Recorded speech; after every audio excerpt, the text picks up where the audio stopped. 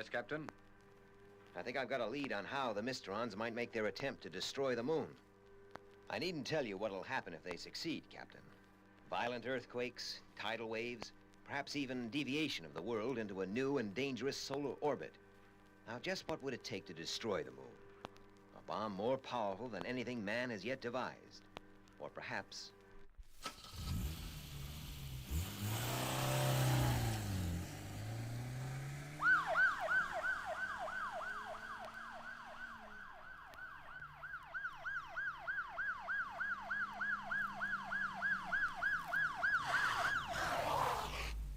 Book him, Dino.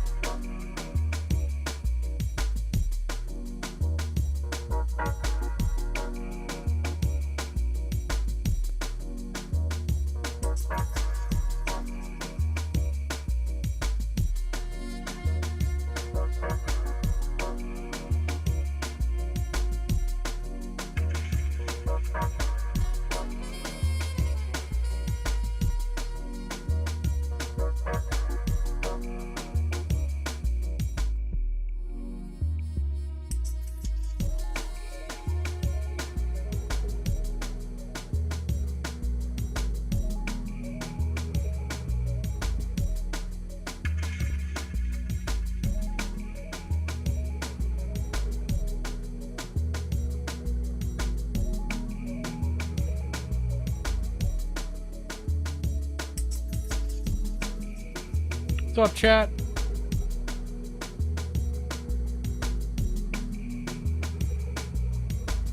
How are you? I'm back. Oh, man. Had a rough day. Still having a rough day. I still show up for you all and myself. That's right. I'm here. You can't get rid of me. Yeah, that's why I want to do this. Ta-da!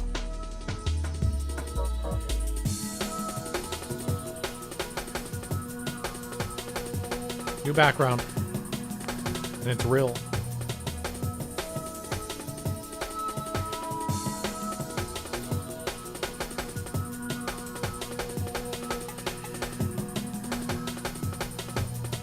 Good.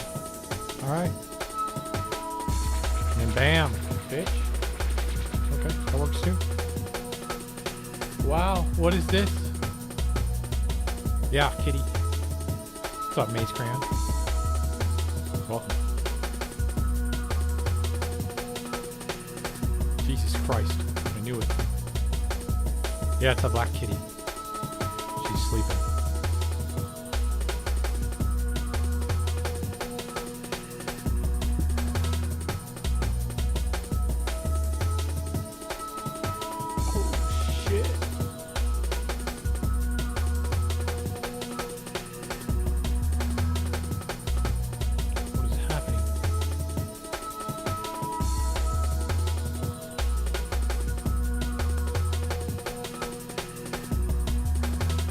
Yeah, you can watch me vertically and horizontally. And you can watch me on YouTube. Did a little housekeeping. Got updated a little bit. A little background removal. You know, that kind of stuff.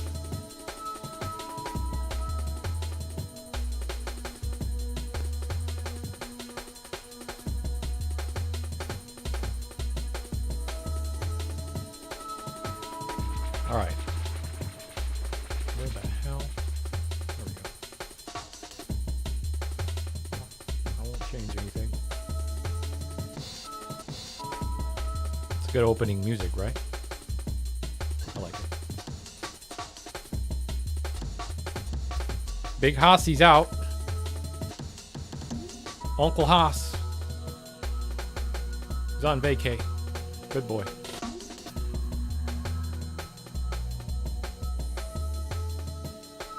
Let us breathe.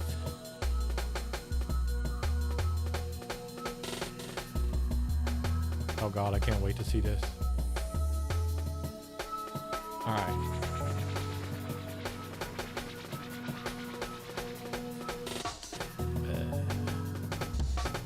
Oh, that's right, chat. I don't think I've had a stream without a background in a while. Do need to adjust. I should put the plant somewhere else. Because my head's in the way. Didn't think about that.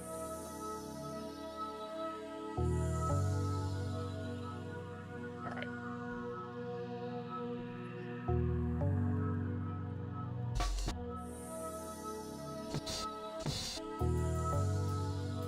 Playlist time.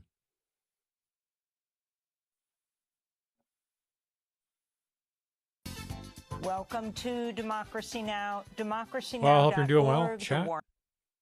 Welcome back. Welcome to Democracy Now! DemocracyNow.org, the War usual and Peace Report. I'm Wednesday. Amy Goodman.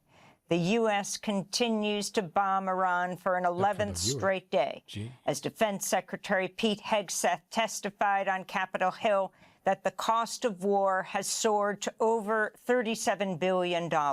That's an increase of nearly $8 billion since the last public estimate. You bitch ass. Hegseth also asked Congress to approve tens of billions of dollars in additional Pentagon funding to finance the war on Iran.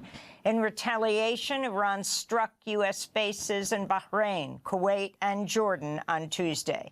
Kuwaitis are reportedly forced to ration electricity after Iranian strikes on power infrastructure raise fears of outages.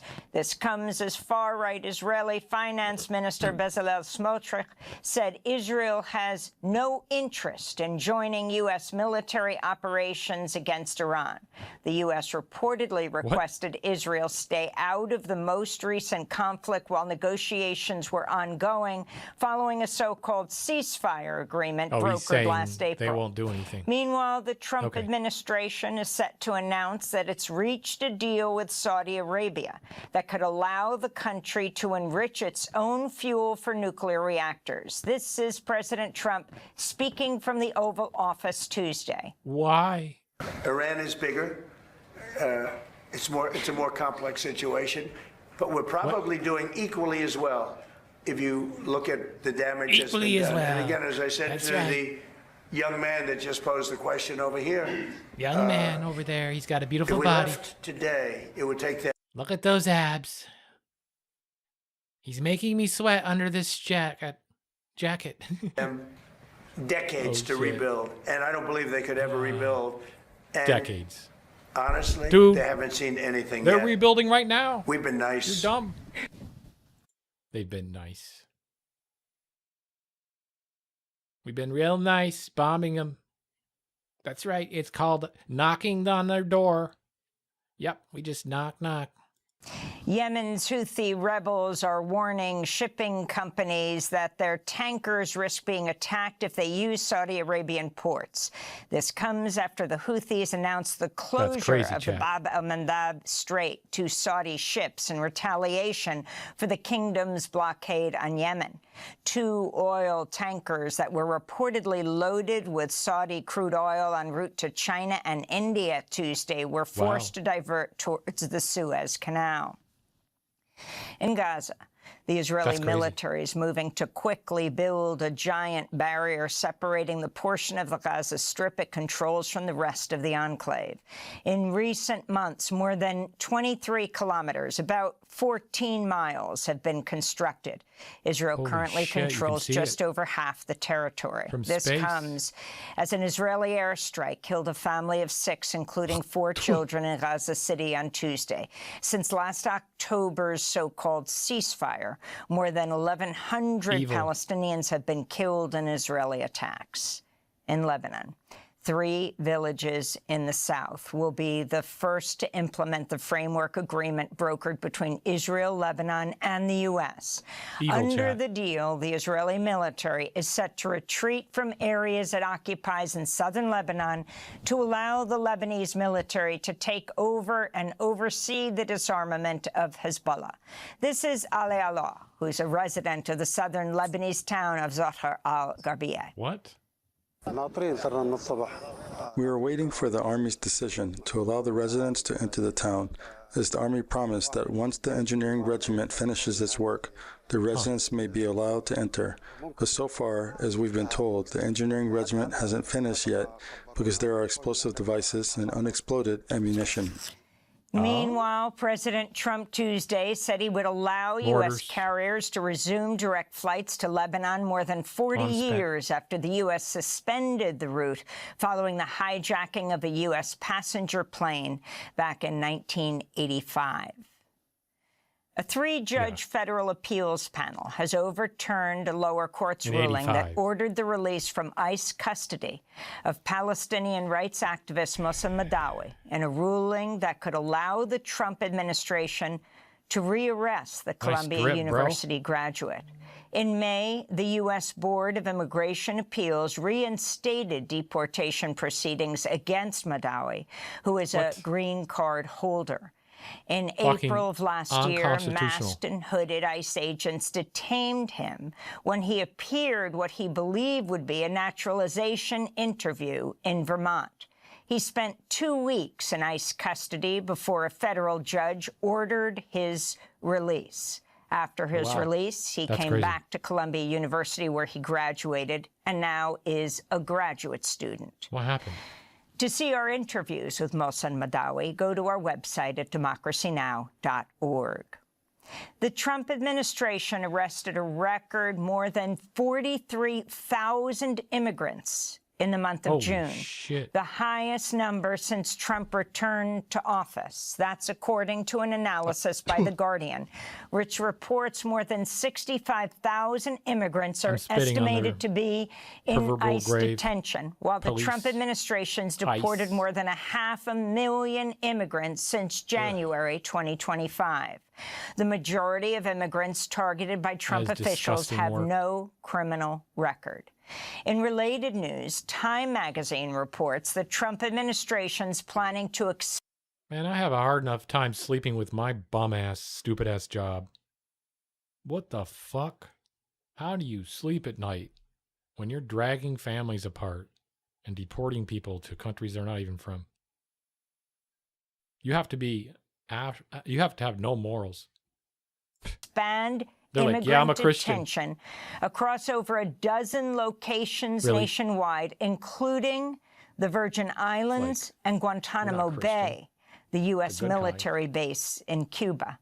This comes as Citizens Bank has announced it will officially begin to cut ties with two of the nation's largest private operators of ICE jails, Geo Group and CoreCivic, amidst growing calls to boycott the bank over its financing of the two for-profit prison companies. To see our interview on the subject, go to democracynow.org. We should have done that a long time ago. In Texas, a federal judge has prohibited Trump's Homeland Security Department from deporting one of the key witnesses in the fatal shooting of Lorenzo Salgado Araujo, the 52-year-old Mexican father of three, killed by an ICE agent July 7th in Houston. The order comes in the case of Jose Trinidad Rojas, who was in Salgado Araujo's van at the time ICE killed Araujo. Rojas is from Mexico and has lived in the United States for over 25 years, since 1998. The two other passengers in the van the morning of the fatal shooting, Daniel Tirado Pantoja and Salgado Araujo's younger brother Victor, have also filed petitions to be released from ICE custody. To see our coverage of the case, go to democracynow.org. A federal judge Tuesday temporarily blocked the Trump administration from revoking work permits for tens of thousands of asylum seekers and immigrants with temporary protected status, known as TPS.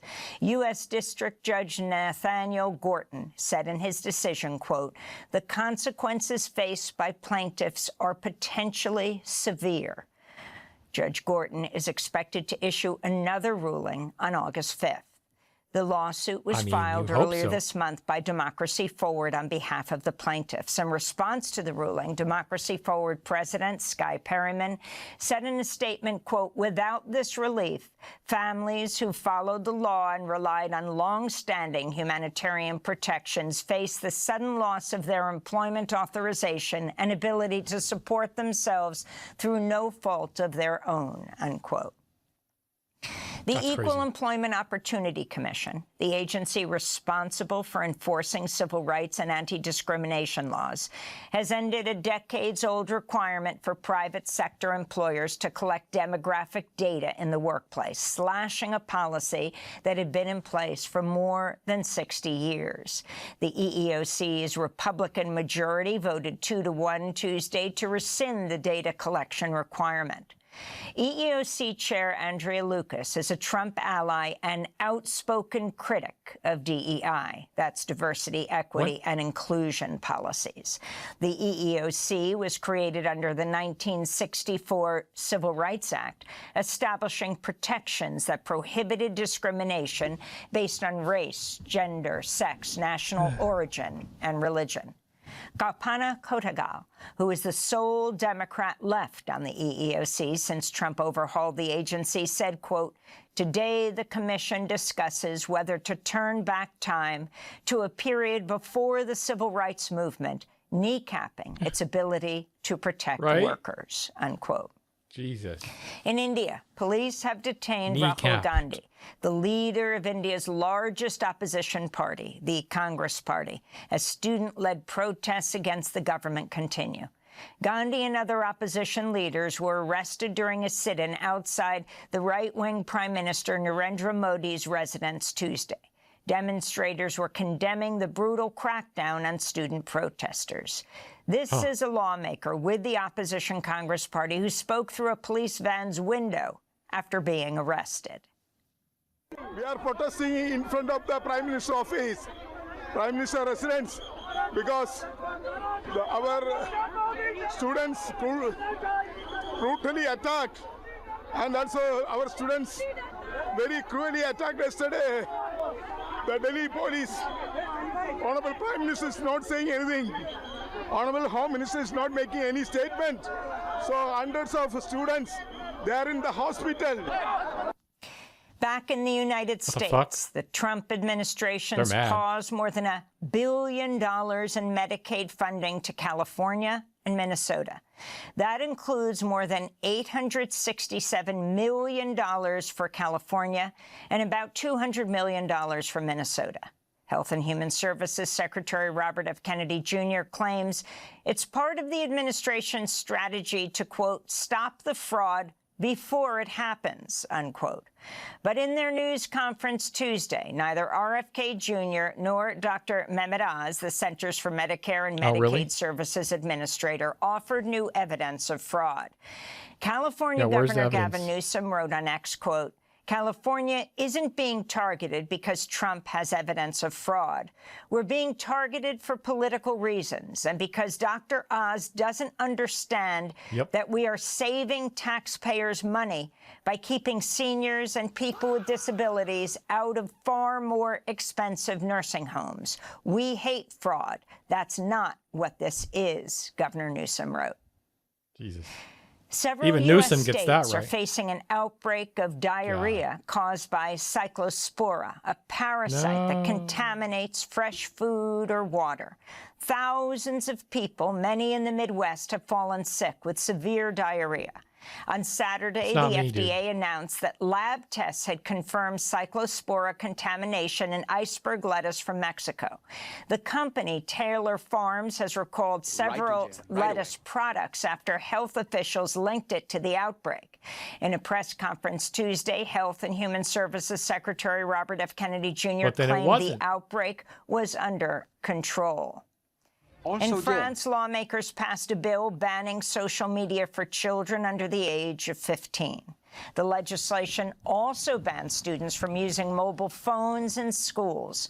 France is the second country to introduce a social media ban for children, following Australia. And in Kenya, Pan-African feminist educator and advocate Njoki Jehu passed away at her home in Nairobi on Saturday. She was a committed Kenyan grassroots organizer and activist who played a pivotal role building the Fight Inequality Alliance movement. Njoki Jehu notably led the 50 Years is Enough campaign here in the United States, marking the 50th anniversary of the World Bank and the IMF, denouncing their neoliberal policies and catastrophic impacts on communities in the Global South. The Fight Inequality Alliance said in a statement, quote, "Njoki was a visionary leader whose wisdom, conviction, and generosity shaped our movement in countless ways across Africa and globally."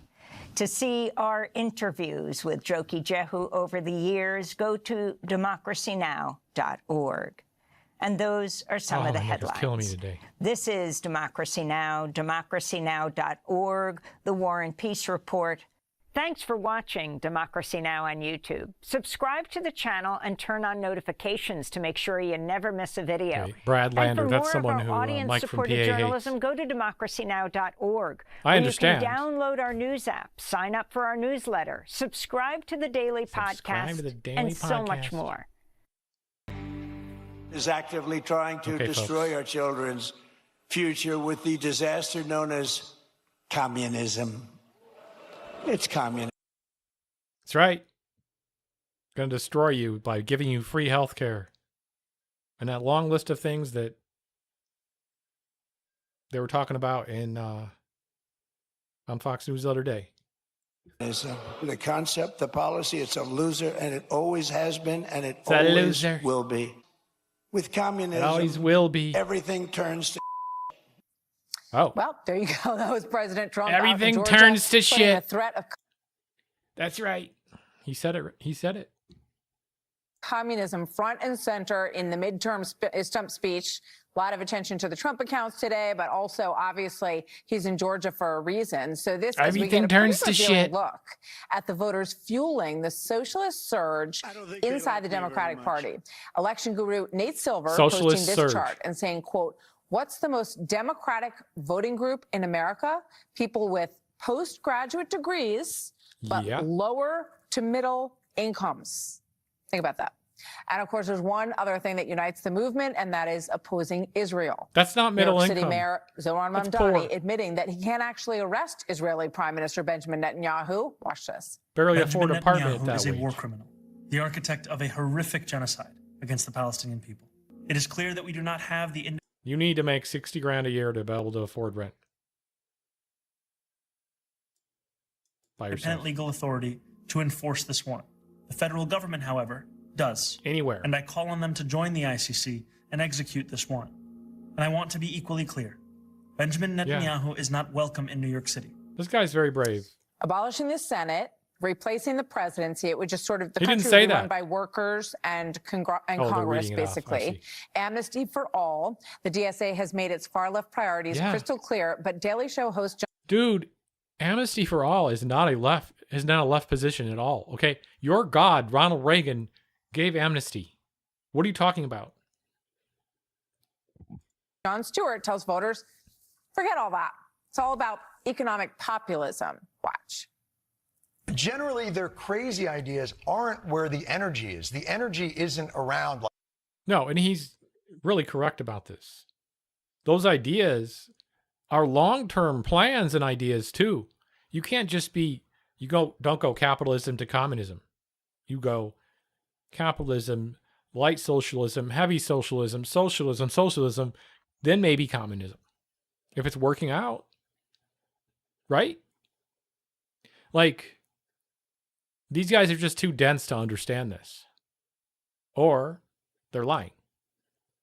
Like, we shouldn't have prisons or borders. The energy is around a belief that their economic populism. It's about strengthening a safety net for a country that has suffered too long overvaluing capital and money and undervaluing labor and work. The basic. That's a million. Yeah, it is. It is really basic. This is not socialism even. It's socialism light. And that's why Mamdani calls himself a democratic socialist. For that same reason. All right, Kaylee, let me start with you. So Jon Stewart is arguing that the, sort of the stuff that's getting everyone's attention isn't really the problem. And it isn't where the focus is. He says it's not where the energy is. Okay, what's her favorite words? Sanctimonious is one. And hypocrisy. Disingenuous. Either in this debate. He wants workers to be more highly valued. And you heard President Trump talking about what he sees communism doing and what it turns everything to. And it is communism. It is a myth out there that this is Scandinavian social democracy. It is not that. How? Look how scared she looks. Take a breath. How are you this scared of light social democracy? And I do agree with James Carville that when I showed him the poll at 66% of Democrats like socialism, he said, I don't think they understand what that means. And I think he's right about that. Because when you dig into the DSA's platform, it's all over their website. Communism is everywhere. It's a part of the various factions. They are overt that they support communism. But I do not believe 66% of Democrats understand that or know that. We support the path to communism, which takes time. It's a road.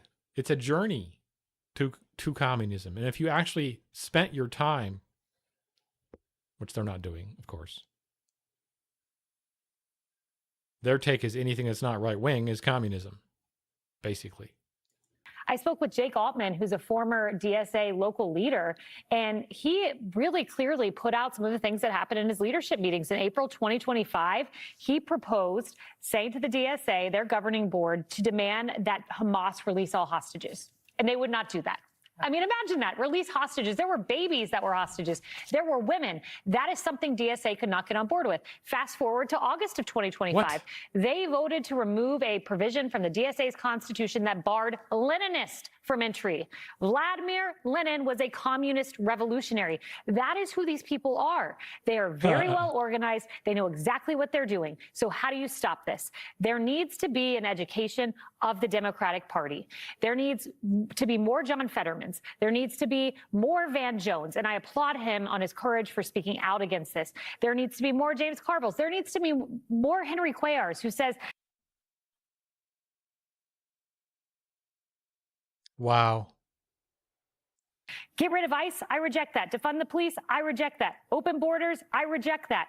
Literally went point by point through the DSA's provisions and said, I reject them completely. You might disagree with the names I just mentioned, but I firmly believe that the Van Jones, the Henry Cuellars, the John Fettermans love their country and want to fight the good fight in the Democratic Party to win their party back. And we need more courageous Democrats. It's very sad that I can count on a little more than two hands the number of courageous Democrats currently out there. Let's talk to a courageous Democrat, Harold Ford Jr., who joins us at the table. You know, I'm fascinated by the fact that this group is driven by, as Nate Silver pointed out, highly educated, downwardly mobile. I mean, that's every parent's dream, right? Like, send your kid to college and hope that they end up in a downwardly mobile spiral where they want to have a socialist day off. And wouldn't it be just great if every day you could wake up and just a downwardly mobile? What? Do just what you want to do and no more. It probably would be. I wouldn't necessarily like it, but it's good to be with you. I think why wouldn't you like the Jon Stewart, the way he framed that there at the end, the economic anxieties, and I think Kayleigh was trying to do it as well, the economic anxieties that so many Americans are facing causes them to flock and to attach themselves to something that, when you really try to understand it, no prisons, no borders, supporting Hamas. I don't understand how that helps us get to where we are. Watch the young mayor give a speech there about how he wants to arrest Netanyahu. I don't understand how that lowers prices. I don't understand how that addresses. I mean, I listened to cab drivers here in this city who said they liked Mandami because he's about getting their rent lower. I don't hear any of them saying, I like them because they want to abolish prisons, they want to abolish the borders, they want to defund the police. We think Hamas is absolutely right and we should be supporting them. And but you're we not should talking be arresting to those people, Netanyahu. dumbass. That's an agenda of a group of people who are radical. Anecdotal evidence. Who I believe have no place in my party. The party I grew up in, the party I was raised in. My dad was a member of Congress. Then get out. Like I said, are you even a fucking Democrat? No. You're a Reagan dude. My uncles and aunts served in elected office back in Tennessee throughout my entire life. I was blessed to be there 10 years. Go to the Republican Party. I don't know any of them. Democrats. You're practically a Republican anyway. Policy and a few things, tax policy every once in a while. I was a blue dog. But there was never anybody who said abolish the police, abolish the borders, abolish law enforcement, support Hamas. No one's abolishing borders. We Democrats have to step away from these people. If they want to continue to align themselves with us rhetorically, so be it. I say to Democrats, and I said it on Monday, if we lose in November in a tight race, and independents and some independent-minded Republicans say I couldn't support them because they wanted to abolish the police, they wanted to abolish borders.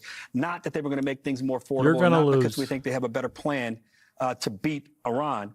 We will have only ourselves to blame if that happens. And Jesse, you can see exactly that in the president's speech today. He started off within the first three lines. He talked about communism is a and the scourge. You can feel that the Republican Party is saying, Great. Game on. We now have something that is a defining issue about what it means to be an American in this country that we can dig into. And we do see some of these polls closing. Washington Post poll shows that the Democrat or Republican generic poll comes in at 48-45. Very, very close. It shouldn't be that close. Definitely, because you look at history and you look at gas prices and the war in the Middle East, but they're blowing it. I want to talk about these She has some good emotes. Downwardly mobile women, because it's mostly women. The people that I know that got these advanced degrees, their parents paid for it. I mean, these are well-off families that they can afford to get a... Bro, you don't even understand what having college paid for would be like, do you? Graduate degree, and then they're networked out so they can get a nice job afterwards. Or they get a PhD and they go into academia or government. They know what to expect. Yeah. Okay. But if you're going to take out a loan to get a degree in the humanities or the social sciences, what are you thinking? You're going to be 28 years old and you're going to have no skills and no experience, and you're not going to take an entry-level offer because you think you have this big fancy degree. Right, but under socialism, there'll be a entry level available, and the work won't be as bad, and it'll be different. You don't. That you're worth more, and you don't want to take that entry-level salary because you can't afford to, because you're in debt. And what does this have to do with socialism? But you can't. So you're going to have to move in with mom and dad. And that is going to kill your love life. And you're going to look around and you're going to see all your other younger friends doing better because they've been in the workforce longer and they've worked harder. So then you're going to be resentful. Pull yourself up by your bootstraps. Because you're single, and if you're a woman, men don't care if you have a PhD. That is not high on our list of attributes. And if you're a woman and you're looking at a guy who can't provide resources, you're not really in the market. So you're going to get angry, and then you're going to get ugly. He has no other lens to look through. You're going to have a bad attitude. No one wants to hire anybody. Like, this guy cannot put himself in someone else's shoes, right? Like, literally, he can't. With a bad attitude, no one wants to date Thinking outside the box with a not bad in his attitude. vocabulary. But you could dig yourself out of the hole. You could take a job in a totally different field and work your tail off. Or you could move somewhere else. Or maybe, just maybe, you could get it together and find love. And then you could build a life together, because it's a lot easier to do that with someone else with another income, like Martha. But the Democratic Party doesn't preach that. They preach you are a victim and you are owed something and you are entitled to something, and it's not your fault that you can't take care of yourself. So this party is here to give you things and to punish other people who have made it, because it makes you feel better to punish them. But the Republican Party has to say, no, no, no. There it is. The American dream is alive and well. There it is. His pocketbook is personally on the line here. Don't forget. You work hard, and you keep your nose clean, and you have a routine, it'll all... Bro, your nose is not clean. Fuck you. Dude, there's no way. All open up when you're in your 40s. You're going to have a great and beautiful life. It's all going to open up. If you preach this other scam, you don't say that to your own son and daughter. Why are you saying that to all of these other young Americans? All right? You have to have delayed gratification, and you have to have a good attitude and a good work ethic. And if you don't want to be a broke Democrat, that is the formula. I spoke to the co-chair of the DSA in New York this week, Greg, and he told me that landlords make 12% and that there's nothing in the Constitution that guarantees a double-digit profit. Yes. Which you didn't see that part of the Constitution, did you? Where no, I missed that. It breaks down like exactly how much profit you're allowed to get. But a lot of these young people think that they are being That's the joke, you dumbass. And that, you know, that they can't afford life. And yet they seem to be... Yeah, you know, their level seems to be a little bit different than the poverty of the proletariat. You know, I have to say, it's going to be hard to improve upon what Jesse said. I think you summarized everything, but I'm going to... I'm just happy to see the word communism and socialism and proletariat in these bitch-ass Fox News' mouths, right? Because I don't care if they're saying bad shit about it. Those words are being projected, okay? And that, even a dumbass MAGA dude might go, oh, I wonder about this communism. I don't know much about it. Yeah, I get the sense, we keep hearing the word estrangement, people being estranged from their families. I think we're seeing people who are estranged. Remember, yes, speaking, your estranged mother and dad that you don't talk to anymore because you obviously need a break because they're MAGA, is watching this dumbass right now. Yep, so if you ever do talk to those people again, your estranged parents, keep this in mind, that they're full of this shit. Estranged from life. They were faced with a choice early on. The usual disclaimer, chat. Financial security or social clout. And they chose prestige over paychecks. But then they realized the jobs aren't there. They got the college debt. I'm sorry. I could write something better than both of these guys are putting out if I was on the right. Okay. I'm not even kidding. I'm not a good writer. They've got no skills, but they're still desperate to maintain that social status that they thought they would get from that degree. So instead of saving for a down payment on a house, because that's square. The thing is they can't see a world where capitalism doesn't exist as it is right now, where, shit's unaffordable. So then that cascades into everything else. See, they don't see cause over here, they don't see a situation over here causing something over here, right? They don't see correlation between two things, or they choose not to put them together on purpose, and that's how they do their reporting. So they're either superficially looking into this, and they have no idea what actual DSA policies are besides those headlines and whatever they're projecting, or they're just, straight up dumb as fuck. You go to Pilates, therapy, fancy vacations. You still spend this money, but it's not going into the savings. And then, like you say, they see the guy from their high school who didn't go to college showing off his boat on Instagram, and suddenly they want to burn it all down. Showing off his boat? He owns a HVAC company. What do you mean? He's a fucking capitalist.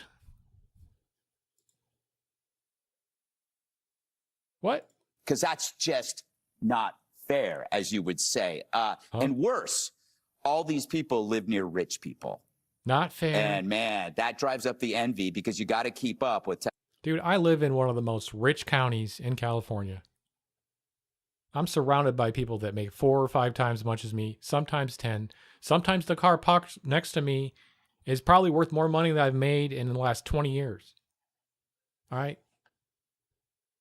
What do you mean, bitch? Technology, entertainment, organics, streaming services. You got to know what's going on. I'm not mad at those people making a salary that's more than me.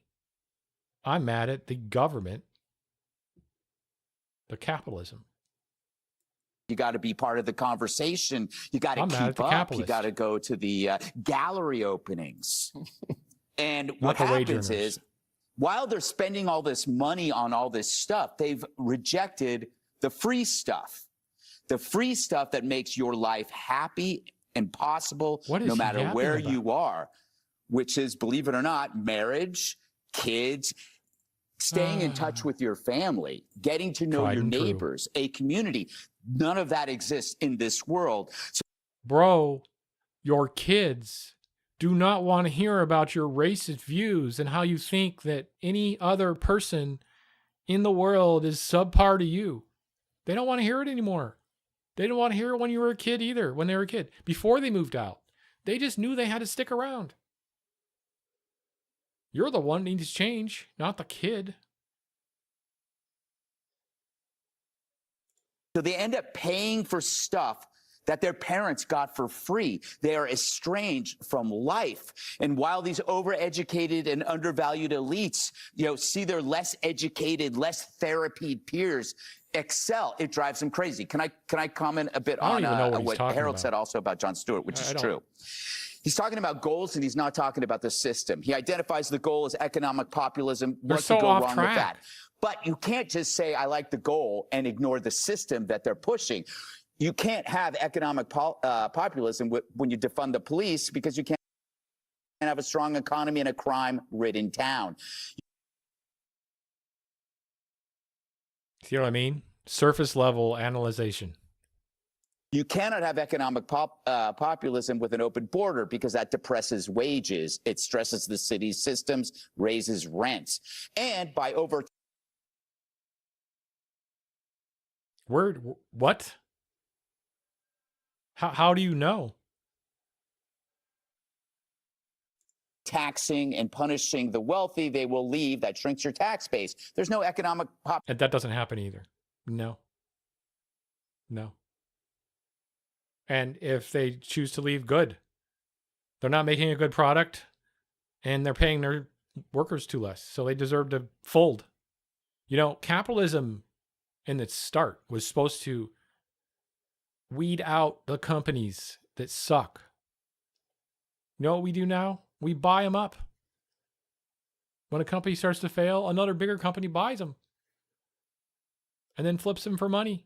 Populism there. So you can say the goal is great. What's wrong with economic populism? But you kind of get away with telling the truth by not identifying the system that they're pushing. So when he says this other stuff is nuts, dude, that's the stuff that they want to do. And these elites choose socialism and will do, because they can't have nice things. But the reason they can't have nice things is because of— Bitch, I have nice things. What do you mean I can't have nice things? I know my soul's nicer than yours, bitch. Of the socialism, our government spent trillions on economic redistribution. 4.1 trillion out of 7 trillion on social insurance and safety net outlays. The government spends more than half on handouts, and these people are pissed because they can't get any. That is not our fault. You know, capitalism isn't perfect, but it's not their fault you got an art history degree. You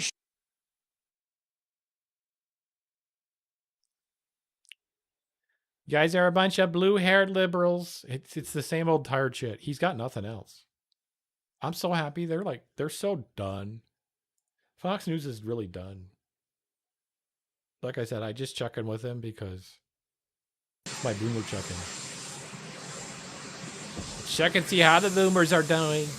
That's right. Some of you are going with us to honor our heroes, and they are indeed great heroes. Indeed heroes.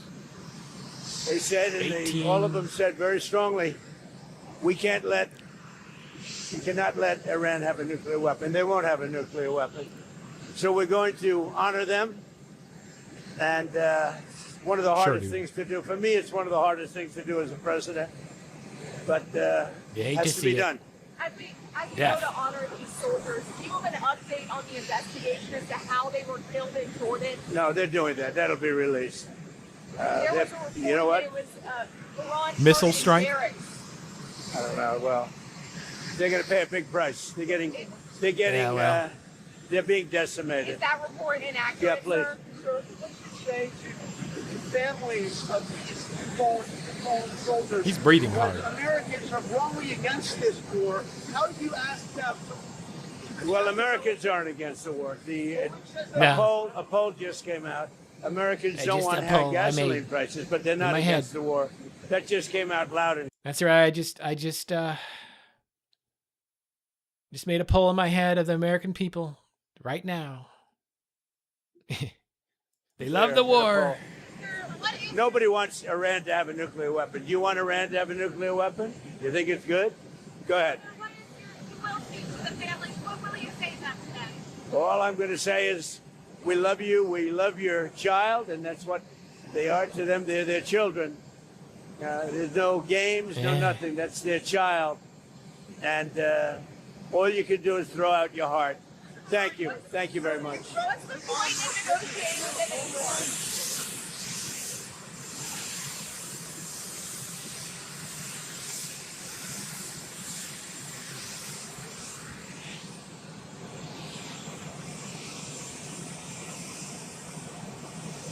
Short and sweet. That's right, folks.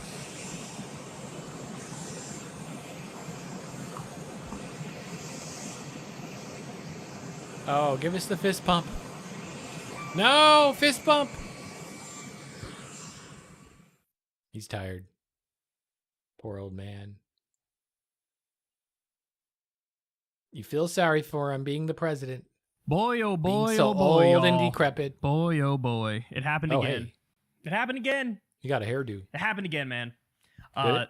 They came at me. They came at me. So Fox News has come at me, what was it, like 2 times recently? But it was like sort of in passing. You know what I'm saying? Like it was like they played a clip that was 7 seconds of me and nobody said my name and then they react. Whatever it was, you guys can go look at the video. We covered it at the time. Well, now they're writing full articles, homie. They're writing full articles on what your boy says. I know, right? Damn. He Yummy. likes it. Come to Papa, okay? I've been looking forward for this. In fact, how many times have you heard me say? I told Joy Reid last week. I was like, bro, it's true. What is it? What do I have to do to get on their radar? I don't understand. Is it the fact that I'm white that like I largely get a pass?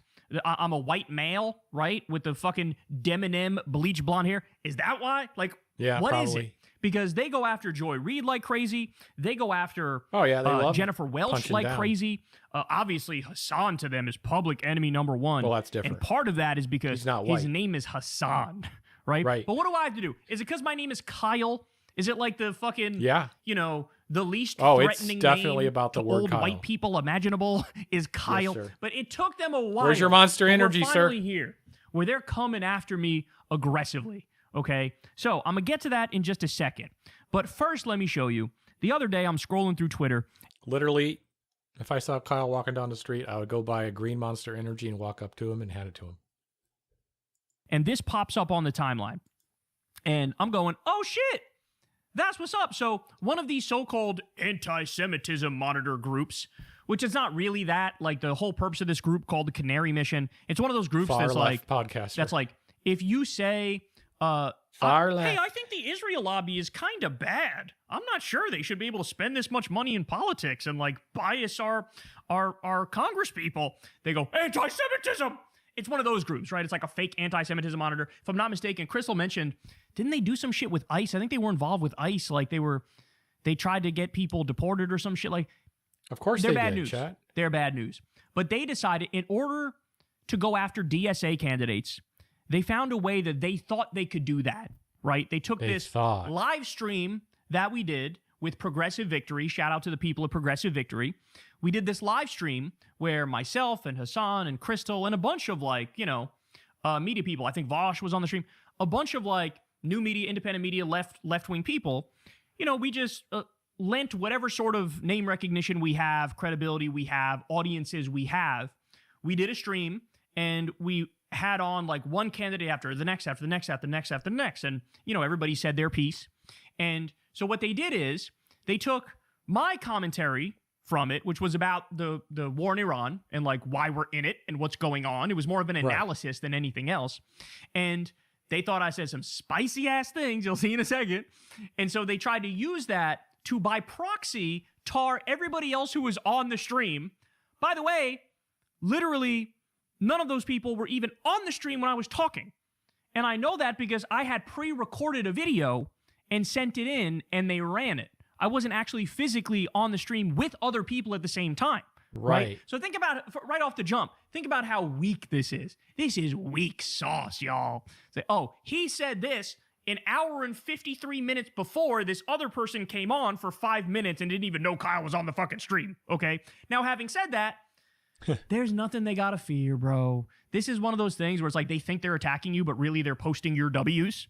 All right, so here we go. First, let me show you the video that sparked all of this, because I think what happened is Fox News saw this clip, and they were like, ooh, we could definitely write an attack article over this. Right, so here it is. This is what the Canary Mission posted. My favorite part of this, as you're going to see, is the scary music in the background to try to make it feel nefarious, even though I'm just spitting facts. Sorry, podcaster. The U.S. government and the Israeli government, they're in the midst of creating the Fourth Reich. And it is absolutely accurate to compare these people to Mussolini, to Adolf Hitler.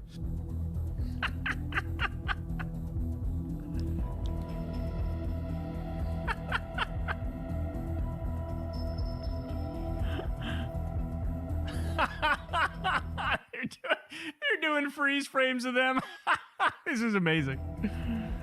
We're governed by dead-eyed psychopaths and sociopaths and bloodthirsty imperialists. The U.S. government and the Israeli government, they are the terrorists. They are the terrorists. They are doing terrorism. If Iran's off the table as a regional power, that means Hezbollah can't be funded, Hamas can't be funded, the Houthis can't be funded, like the Shia Crescent falls, and then you have nothing but regional domination for Israel. There's a reason why I call Israel and the U.S. the axis of Epstein, okay? There's a reason why I've said repeatedly that they're in the midst of creating the Fourth Reich, because that sincerely is what they're doing. These are genuinely repulsive, disgusting, wretched, depraved human beings. And it is absolutely accurate to compare these people to the worst criminals in history, to Mussolini, to Adolf Hitler. It says DSA spreads hatred of America and advocates for its enemies. Yeah. Come on, son. And they are only getting more extreme. Free healthcare. Canary So mission extreme. is coming to save the day. Oh, my days. Oh, yes. Come to Injected in my theaters veins. in My favorite 2025. reaction was Crystal. When I showed Crystal this, she was like, you're just doing, like, analysis. You're not, like, that's nothing. Yeah. You think that was edgy? You think that was spicy? Bitch, tune into my show on any given Tuesday, and I'll give you a hell of a lot more than that. That was just analysis. Like, that was just objectively describing what is. Like, what are we even talking no about here? So conjecture let's go there. through it. First of all, my reaction to this is, you know, it's funny. In the moment when I'm doing shows or I'm doing commentary or whatever, you know, sometimes right when I'm done, I'll be like, that was mid. Like, I don't know if I did a good job that show. Whenever you watch shit back, I'm like, damn, I'm good, bro. Come on, damn, Kyle. I was spitting. That was on point. I You're like all that definitely shit. Kyle. Fourth Reich, facts. I love that. That's such a great way of describing this current moment that we're in. Comparing them to Mussolini and Hitler, I mean, that shit is obvious. How many innocent civilians do we have to massacre on a regular basis? I mean, look at what Israel did to Gaza. You're telling me there's not a comparison there? Of course. They live streamed a genocide in 4K. It's impossible. Are you kidding me? They destroyed like 90% of the buildings in Gaza. 90%! And we're going to say, oh, how's how that not dare a you compare genocide? Hitler? Are you fucking kidding me? It's the most obvious comparison of all time. There's normies who've made that comparison to me. Not even political people. They go, yeah, it's like some fucking Hitler shit. Of course. Of course. Yeah. Dead-eyed psychopaths and bloodthirsty imperialists, again, is just objective. Calling us the terrorists. Yes, when you purposely attack civilians, that's what that is. Like, that's the definition of that. You're attacking civilians for a political reason. That's the definition of terrorism. When I pointed out that Hezbollah and Hamas wouldn't be funded if Iran fell, yes, that's why Israel is all in, and they wanted this war. Okay, we get it. I can't watch the rest of that. Brad Lander is breaking the brains of so many Zionists because he... You know, doing their thing. Spinning shit. That isn't true. Trying to make the narrative. They're trying to paint the narrative. He describes himself as a liberal Zionist. I don't think he... this autoplay is so frustrating. I don't think that, you know, obviously, I don't agree with Lander's stance on identifying as a liberal Zionist for the reasons that we describe. Zionism is a settler colonial ideology, and his belief that Israel can be both democratic and Jewish, I think, is a false one, because it also makes it so that Palestinians have no right to return to the land that they were ethnically cleansed from, and it still... It backs up this kind of belief that for some reason in this conception of Zionism, or with Zionism as the ideology, that Palestinians and Israelis cannot live side by side, that Israel necessitates this apartheid and separation based on ethnicity and religion in a supremacist way that I think is fundamentally undemocratic and illiberal. So that is where the liberal values in liberal Zionism are contradictory. Yeah, I perceive Lander to be on a trajectory similar to that, like traveled by Avi Shleim, another of the Israeli historians, who was a two-state solution guy for a long time until ultimately coming into reality that there's one state reality, and the question is whether that's going to be Jewish supremacist or democratic. Lander's a politician. Yes. So he's. I honestly don't know what he believes in his heart, but I think he's a smart guy, and I think the reality of this is something that cannot be avoided. And if it is in the future does try to avoid it, it's going to be a problem for him electorally, just as it was for Dan Goldman. But right now, he's on the correct side of things. And he's doing much more good than he is harm by explaining Palestinian humanity, and even identifying in that way might reach people that need to hear it, other so-called liberal Zionists, so who knows what is in Lander's heart. I don't necessarily care. Yeah. Right. I like that what he stands for is blocking both offensive and defensive weapons to Israel. And if that's the standard here for his policy, plus he supports things like Medicare for all, I'm proud that Lander will be my congressman after these upcoming midterms. So, but I have really enjoyed him going on cable TV and breaking Zionist brains, including Dana Bash, and here Batya Ungar-Sargon, who I guess has a show. I didn't realize that she has a show on cable news. Very easy brain. Who's taking a break from being the working class whisperer who comes from like a Harvard neurologist. Interesting. To be a fervent Zionist, which is probably maybe a more comfortable role. Was she on that show, her take, because she has the politics of somebody that, well, she has inscrutable politics, so it would make sense if she was on that show. It's the same sort of scam of I've got a new way, I've got a third way to do politics here. Her take. But of course, she's sort of Timu Berry-Weiss. Yeah, right. There you go. And so here she is. She had Lander on, and this is a really fascinating exchange. A campaign with them. You know that many, many Jews feel that Mamdani is endangering the safety of Jewish New Yorkers. We just have to get his reaction to... He literally guffaws in her face. Come on, bro. Look at me. You know that many, many Jews feel that Mamdani is endangering the safety of Jewish New Yorkers. I hear this every Believe me, I'm sure I hear it more than you. So Jews are feeling so much fear and anxiety right now. I mean, anti-Semitism rises in times of war, in times of fascism, and we're amidst both. And you see it, I think, most dangerously on the right, but you see it on the left as well. From both. There's no doubt from it's coming from both places. Two people because he thought they were Jews in D.C. He chanted the same thing you chanted: "Free, free Palestine." I mean, that's vile, yes, but there's a big difference. I mean, that was vile anti-Semitism, and I called it out the day it happened, and I try to do it every time when people graffitied the homes of the board members of the Brooklyn Museum, and I thought they were targeting them because they were Jewish, not having anything to do with policies toward Palestine. I'll call it out. But yes, I'm for a free Palestine because I don't think Israelis will be truly safe until Palestinians are free. And to me, there's just no contradiction between standing up for Palestinian human rights, as you have done. I mean, when you supported Issa Amro. And on this very show, we're calling for people to pay attention to the protest in Gaza right now against Hamas. Okay, pause it. Give me a break. We just played a clip of Israeli settlers and almost half of the government of Israel that showed up to the Gaza border to demand that Israel settle it and steal all of the land, and is trying to pressure Benjamin Netanyahu.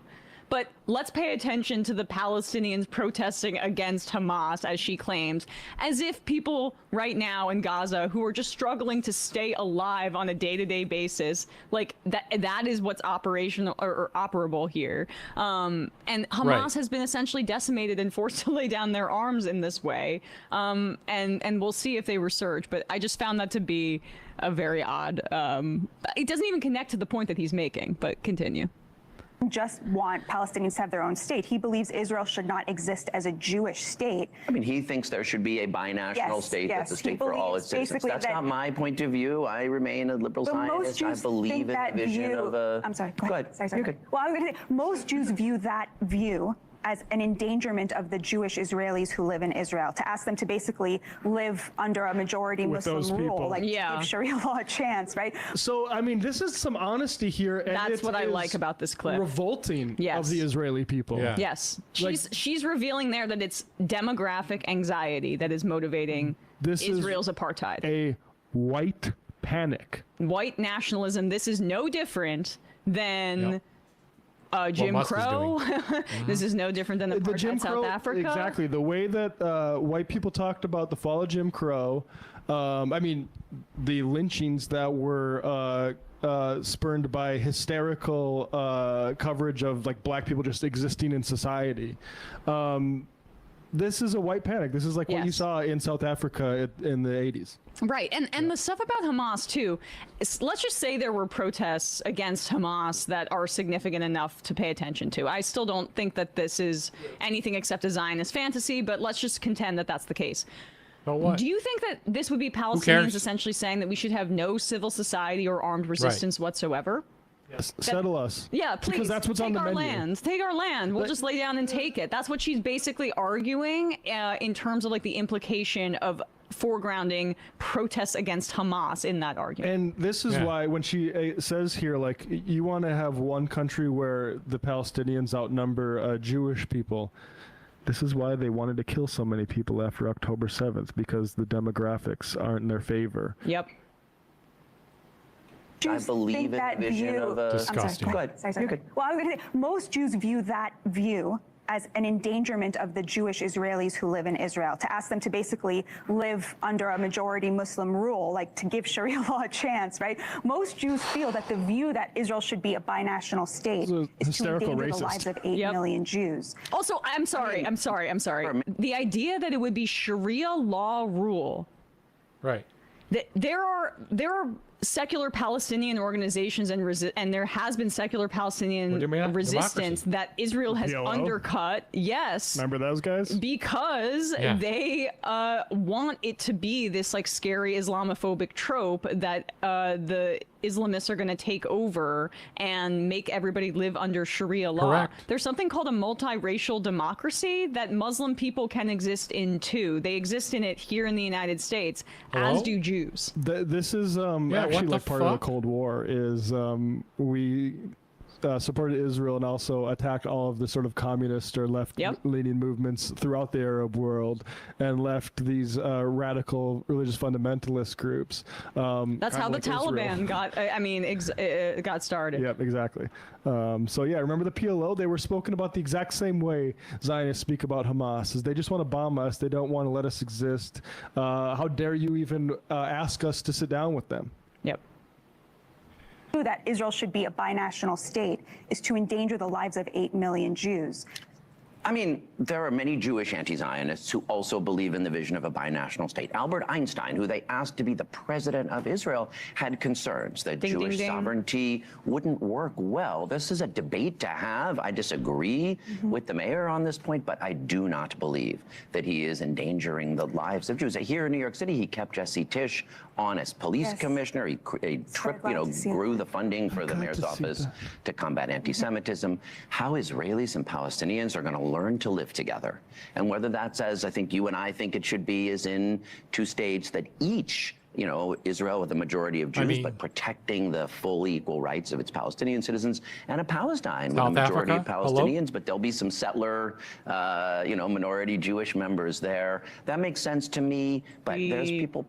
Does Batya agree with that, though? Like, whether or not that's realistic, which obviously we don't agree that it is. The 700,000 illegal Israeli settlers in the West Bank are going to get folded into the Palestinian state. Good luck, Brad. It's clear the South Africa solution is the correct one here. But does Batya agree with him even that Palestine should get a state? Because most Israelis do not. They don't. Like, even the moderate folks say, don't look at me. I've never said the words Palestinian state. Yes. And someone writes in, Uday and Kusei Lotnik, why did he keep Tisch? Because I think Mamdani recognized that getting his affordability agenda was going to be a big enough. It's the same reason that they didn't challenge Jeffries this time around. Mamdani wanted to not fight a war on every front and go into war with the police commissioner and police union as you're trying to get your affordability agenda across. Plus, same thing with Jeffries, when you would need his buy-in, would have been too tall of a task. So you save those fights for another day. It's a purely like the political capital. I mean, I think it was possible maybe immediately, but also crime is low. If all of a sudden you fire her and there's an uptick in it, you create a problem with yourself. And also, The NYPD isn't particularly under control right now. Right. Yeah. Right. And so and They're a so little that's out a of bit of an control. aside here, but and it was also a way to try to defang some of these Zionist arguments against him. Not that Batia Ungar-Sargon is taking the bait there, but yeah, these questions have to be asked. With say you support a two-state solution, okay, so then you support full statehood, right, for Palestinians? They would say yes. They can have a military and like an airport and stuff, right? Right. That's that would necessitate them having a military and an ability for them to defend themselves in the same way that Israel does, and that is why the two-state solution people, for the most part, outside of well-meaning people like Brad Lander, don't actually mean it. It would also, in my view, necessitate the removal of 700,000 Palestinians, Israeli settlers in the West Bank and East Jerusalem, which Lander seems to think that they would be okay just, getting folded into Palestine and being minorities there. I disagree, buddy. It's like a little bit of political Yeah, they're a little bit education for that. Yes. Yeah. But again, what he's doing is is a lot more helpful than it is harmful. Because he's sticking to principles that are actually right. more important than whether there's a Jewish state in the Mediterranean. Yep. The full equal rights of its Palestinian citizens and a Palestine with a majority of Palestinians, but there'll be some settler, minority Jewish members there. That makes sense to me, but there's people promoting a binational state or confederation. Palestinians and Israelis are going to have to sit down at the table and figure this out. And by calling for change to end a system that, look, I do think is essentially apartheid, that's not anti-Semitism, that's politics. Yes. God, I love how soft his voice is, too, as he says these things. It's disarming for them. I mean, this is why, I think Zoran Mamdani's rephrase that Abdullah Sayed has also picked up on, do you agree that, first of all, it was never asked this way, 20 years ago. Do you agree Israel has a right to exist as a Jewish state? The reason they add as a Jewish state now is because it stopped the pretense of existing as a democracy for the exact reasons Batya is talking about, is they're outnumbered. Yep. And they want to have a majority Jewish government and populace. Exactly. Some guy, do I understand this correctly? Israeli settlers who stole land from Palestinians are afraid they won't be safe in Palestine until they eliminate all the Palestinians? Pretty much. Cauliflower, controlling the NYPD might require a federal government with a Democratic president willing to use federal agencies for an investigation. Mamdani just may not have enough power given how crazy that particular institution is. I think that's a fair assessment. Look, I think I don't think people are wrong to have criticisms of I just blanked on her name again. Tish. Tish, not Jessica Tish. But I do think it's more of a final boss more than the one you wanted to take on at the very beginning of your administration. I just think that's reality, especially when you got a president like Trump and Stephen Miller and stuff who will use any opportunity to try to bully with the feds. Zoran is probably also calculating that he needs her and needs NYPD collaboration if they're going to combat any ICE operations in the city. Hopefully that doesn't become a problem with collaboration. Bide in my time says Brad Lander's tone and cadence is so unique, absolutely unmistakable. I know it's so great that he's going to be a congressman. It's hilarious. Yes, it's very sing-songy in a way that's fun to me. I will miss Haley Stevens' cadence if all goes well. But he does have this sort of vibe of someone who's a crisis mediator. Like you're having a tough time right now. You're clearly freaking out. Let's just talk about it. Right. Yeah. He really. I mean, he's the one male therapist I would actually go to. And feel safe with. Lowercase a said they call us sexist, but Hasan. Oh, I already read that. Hollywood Hugo, I just want to reassure everyone that Sam is in good spirits after an unfortunate confrontation with a Crunchwrap Supreme. Let's be honest, it was more than one. Sam has been spending most of his time holding on to his most cherished loved one, his Hello Toshiba Day. Thank you, Hollywood Hugo, for that visual. Very appreciated. Visual, Yes. Maddie Moore, Hamas dissolved their government to try to force the Board of Peace to actually bring in the technocratic governance body. I mean, they need infrastructure, but but Maddie Moron says neither Hamas nor PIJ called for Sharia law in Palestinian state. Yeah, it's just racism. Yeah. Amicular. Emma's looks maxing like clavicular. Also, not a single prominent Zionist voice spoke up about protecting the Jewish women assaulted by the Zionist mob in Brooklyn last year. No. Exactly. I mean, the truth is, like, whether, like, Abadia says, like, all Jews consider this a threat to the Israelis or whatever. Like, I'd like to see polling on that. But the truth is, as far as, like, spokespeople that are respectable, it's the same thing with, like, most white people who come from Catholic backgrounds support, like, anti-abortion stuff. But put any of them in front of a camera, and I'm sorry, like, they're clearly bad people. Yeah. And I mean, in terms of, like, the professional media people, like... Yeah, so one of like a lot of my family has that position. Like when you actually sit down and make it your policy, it is horrendous. Hey folks, don't forget to hit the subscribe button and check out our daily show. We do it every day at 12 p.m. Eastern for about 2.5 hours. We even take phone calls. You should check that out. And I said 2. 2 more videos.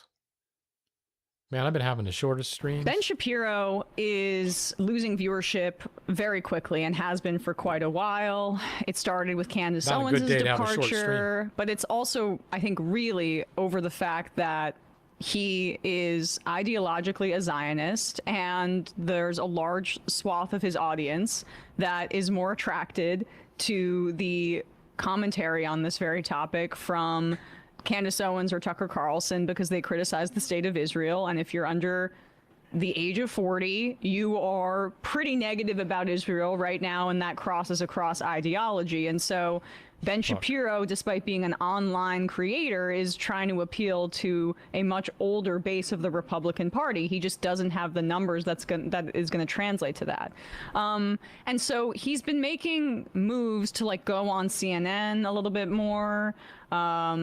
I think he's trying to normalize himself to get out of this space and expand his audience into the woke right. We're trying to get away from the woke right. Right. But like these politics are not in vogue, and you'll hear it here in his, eulogy for Lindsey Graham, who he calls one of the best senators of all time, and this is his reason. Those lists, did they pass that?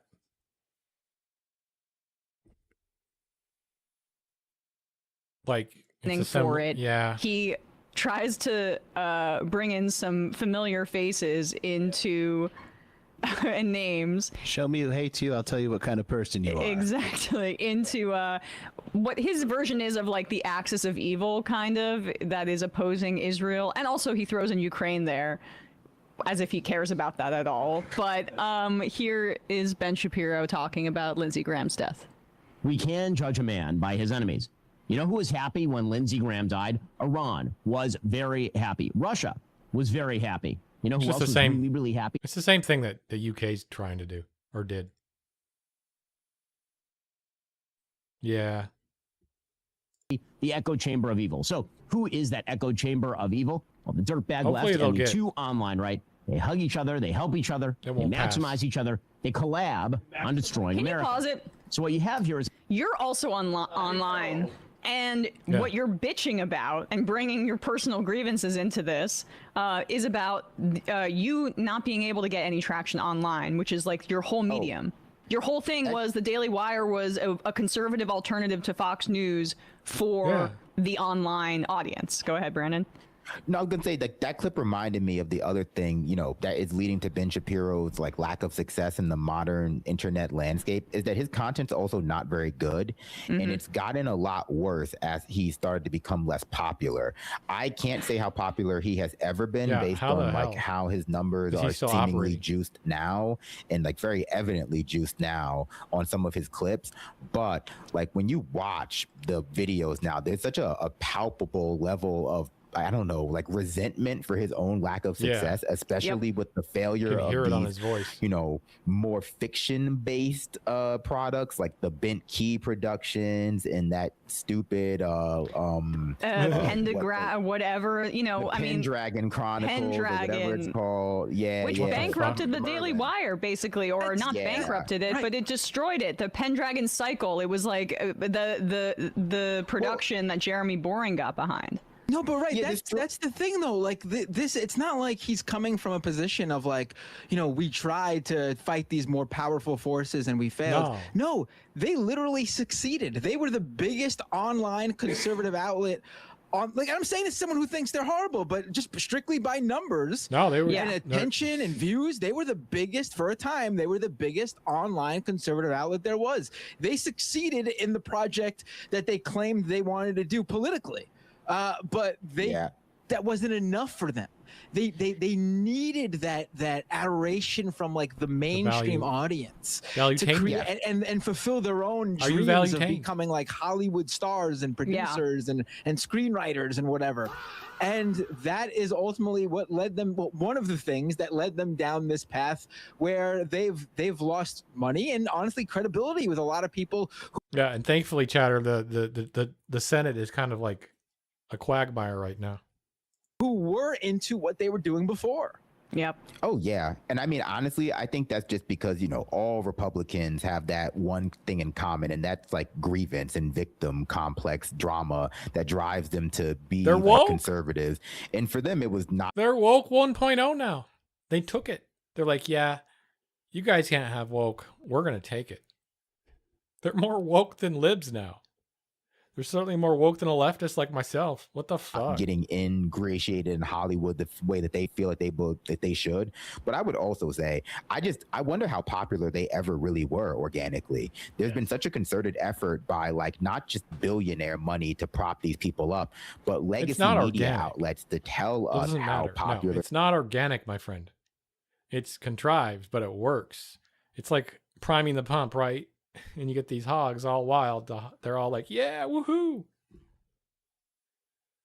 They actually are, that their lack of numbers, so much of it just seems to be downstream from a lack of money now. Just like a lack of the kind of money pouring in that, you know, used to be pouring in. They were buying views. They were buying views. I want to get back to the clip just because I interrupted and we start but let's just start from the beginning and we'll get fuller context and then we'll open it back up. If we ever get through the clip, that is. Iran was very happy. Russia was very happy. You know who else was really, really happy? The echo chamber of evil. So who is that echo chamber of evil? Well, the dirtbag left and the two online right. They hug each other. They help each other. They maximize each other. They collab on destroying America. You must be from DSA. So what you have here is a closed loop, an echo chamber, where the same dozen people cycle through each other's shows saying the same poisonous things, trying to maximize everybody's exposure. Cenk Uygur has a show with Anna Kasparian. Uygur. Hassan Piper's uncle. That's where Hassan got his start. Candace Owens has Tucker on. Tucker platforms Nick Fuentes and Cenk and Anna. Cenk endorses Tucker. Hassan nods along. Can you pause it? The same lines that he just mispronounces Cenk's name and then said it correctly there. What? Oh wow. So he's doing the Mamdani thing where they're trying to he's trying to delegitimize Cenk by mispronouncing his name. And it's interesting to me because Anna and Ben used to be quite friendly. But I guess they fell out over Israel. But he's getting mad. He's getting mad over the same thing that Daily Caller does. Like you literally had Candace Owens on your network. Like she was a host on the Daily Caller network, and she Daily from Wire. the very beginning, Daily Wire. I'm sorry, the Daily Wire network. Yeah. And you Daily knew Caller. from when you hired her that she wasn't 100% lock in step with you guys. Like maybe whatever that other guy is with the K Clav, whatever his name is. Also the same way you bring up you get in. Matt Walsh, who, you know, maybe you guys agree on some things, but he's definitely in different areas than Ben Shapiro on others. Like you did the same thing. The only problem you're getting mad about is that you're no longer, I guess, leading the charge about it.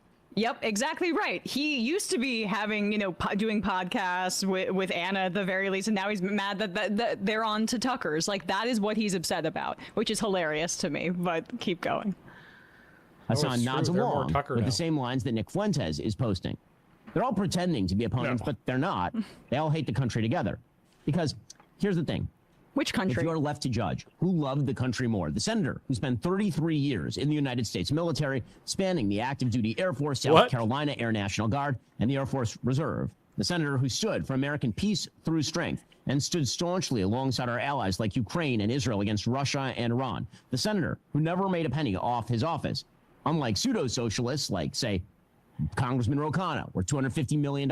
Or alternatively, the influencer class who thrill to terrorists and dictators and openly celebrate that senator's death. I'll pick Senator Lindsey Graham every single time. If these are the people who celebrated Lindsey Graham's death the most, then hell, Lindsey Graham may be one of the best senators of all time. Again, Lindsey Graham stood for American strength. These jack stand for American weakness, surrender, and collapse. They think America is a nefarious force abroad, that America's allies are the problem, that terrorists are basically just freedom fighters against American and Western. Ooh, America's allies, Ben. I mean, do we need more? I mean, a child, yeah. But I do think it's funny how he shoehorned his extremely personal grievances into the Lindsey Graham obituary. How long did he get into his complaining about Nick Fuentes and Tucker Carlson collaborating, or Cenk and Tucker Carlson collaborating, until he got back to the issue at hand, which was Lindsey Graham. Who's not about peace through strength, whatever the fuck that means.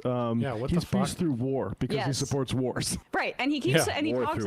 Notice how he talks. He mentions the dirtbag left and then also the right, but he's not mentioning anybody who's actually on the left right now. Honestly, like his show is just so bad. I honestly just tuned him out. Like and I think a lot of people are just getting to that point. Like it's just grievance now that he's not Mr. Popular anymore. He's not the face of the online conservative right or whatever. Like it's just him getting angry at the world that he's not leading the leading man anymore.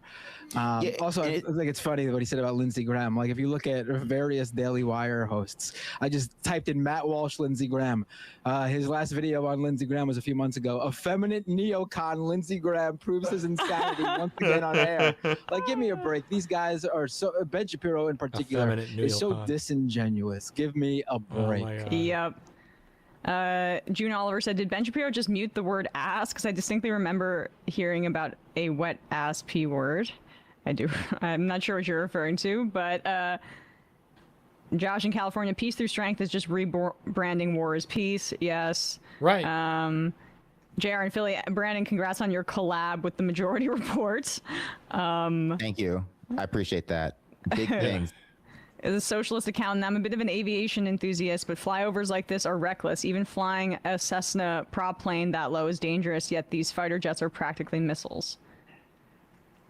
Yeah. All right. Autistic Next video.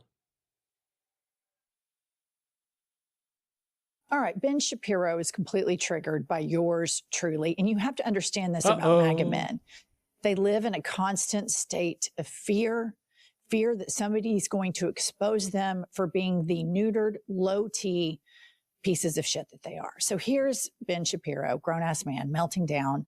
Okay, we saw that. Why a vagina every day needs to go, I was a woman, but you were, Ben. Wait. Not only can you not find a clitoris on a woman, but you are quite the comedian.